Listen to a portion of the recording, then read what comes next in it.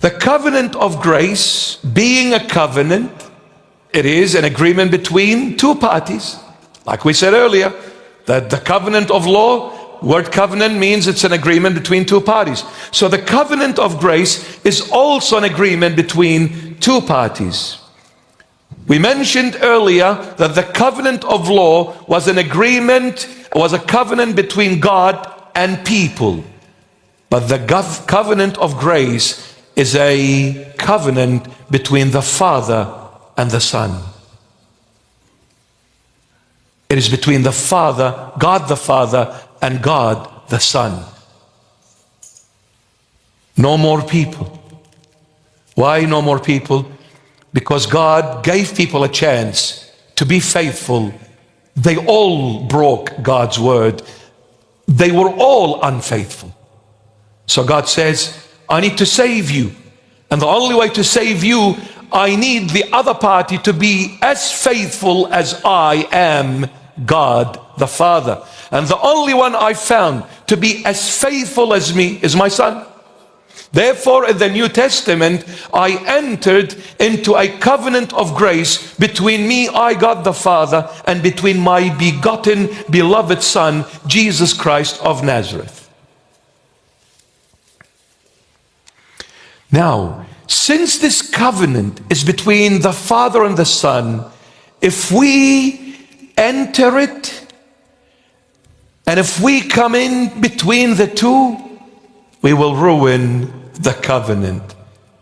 In other words, if we stick our noses where it doesn't belong, we will destroy everything good. Now, the Father says, I want. The Son says, yes, amen. The Father is talking to the Son. The Father says, I want you to do this. The Son replies and says, yes, Father, amen. You see, in us, there is two things. There is the yes and there is the no. In Jesus Christ of Nazareth, the Son of Man, not the Son of God. The Son of God is God. But as the perfect man, in Jesus, there are two things. Just like us, we have two things, yes and no. But in Jesus, there is the yes and there is the amen. In Jesus, there is no such thing as no when it comes to his dad. Whatever dad says to him, Jesus always says, yes, dad, amen, dad. Yes, dad, amen, dad. Jesus go, yes, dad. Jesus come, amen, dad. Jesus talk, yes, dad. Jesus be quiet, amen, dad. God talks to us and says, come here, my child. No, dad, I'm not coming. That's why we are not faithful. We're not loyal because we have the no in us. Now, and where did we get that in Jesus there is the yes and the amen? From the Holy Bible. We thank the Lord for his holy book because it is the perfect word of God. You will find everything in there. St. Paul says about the Lord Jesus in his epistle to the Corinthians, 2 Corinthians chapter 1 verse 20. Look at St. Paul, amazing. For all the promises of God in him meaning Jesus Christ of Nazareth. For all the promises of God in him are yes, and in him amen, to the glory of God through us. So in Jesus, St. Paul says, there is the yes and there is the amen. 2 Corinthians chapter 1 verse 20. Now the Lord Jesus accomplished everything completely and perfectly. While on earth, the Lord Jesus walked on earth without a watch. Why? Because he was walking with his Father's watch, not his. He was walking with his Father's watch. How?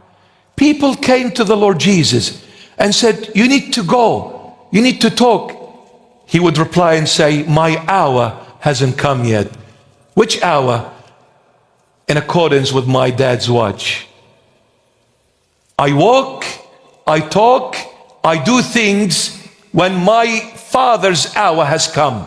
Until that hour has not come, the whole world talks, I'll do nothing. I'll do nothing.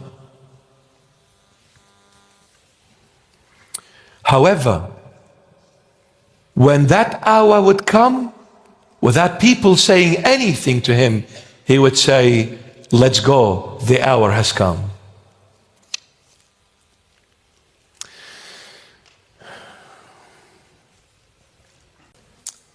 This is our Lord Jesus Christ, who fulfilled everything. I'll give you an example how the Lord Jesus, while on earth, how precise, in detailed his life was. Amazing.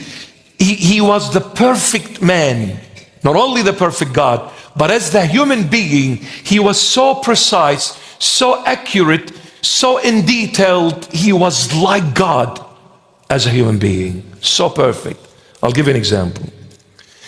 While the Lord Jesus was hanging on the cross, he had to fulfill everything.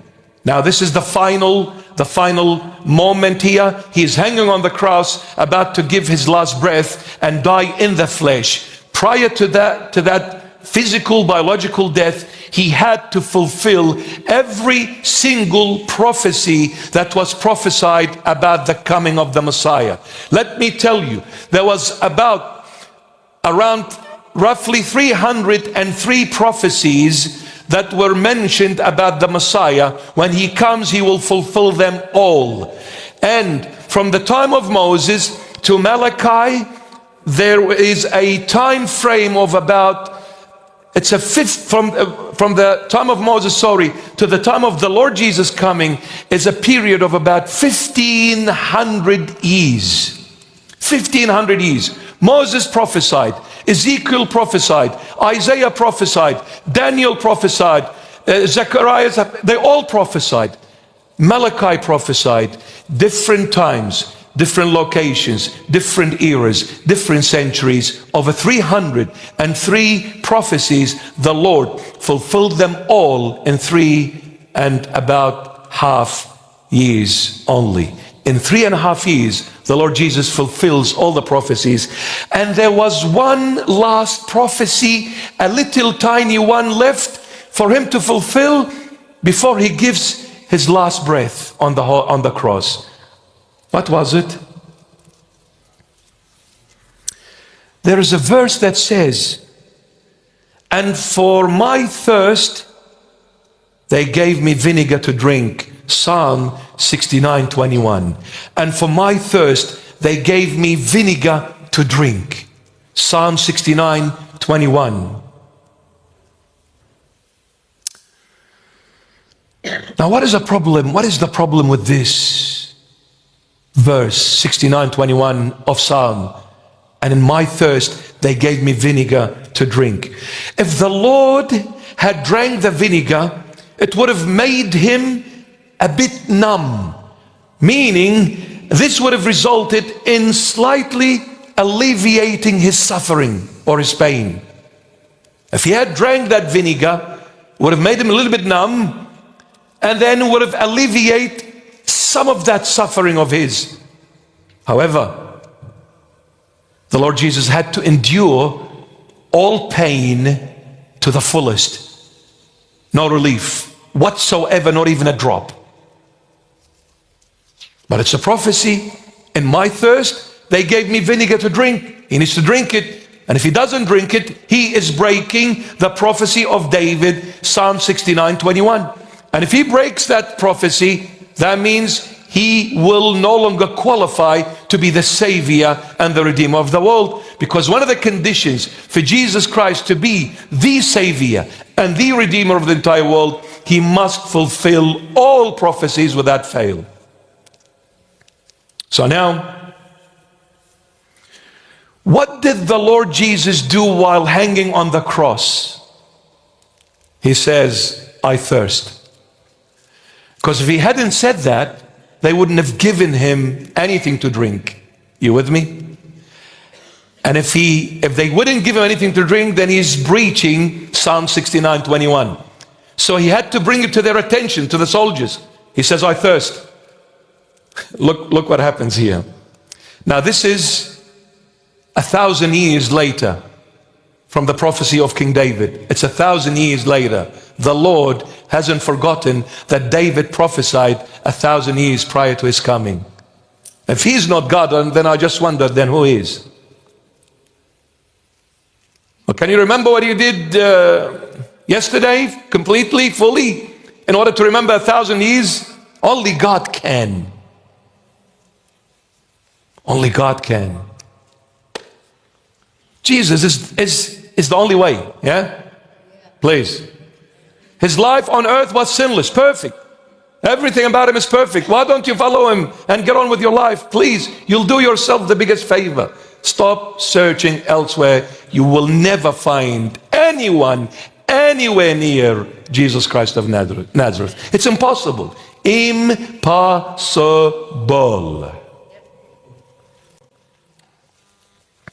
He says, I thirst.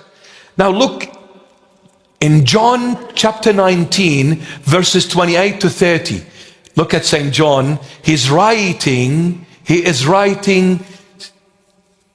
over 1,000 years after David. John chapter 19, verse 28. After this, Jesus, knowing that all things were now accomplished, that the scripture might be fulfilled, said, I thirst. So that the scripture might be fulfilled, he said, I thirst. Why? Because Psalm 69:21 says, in my thirst, they gave me vinegar to drink. He needed to fulfill that prophecy. That's why he had to say, I thirst, in order for scripture to be fulfilled. Incredible. Incredible, my beloveds. Verse 29 of John 19. Now a vessel full of sour wine. Sour wine is vinegar, my beloved. Now my question is, those Roman soldiers, like, why didn't they put water? Why didn't they put Coca-Cola? Milk? Why vinegar? Out of all liquid, why did they put vinegar?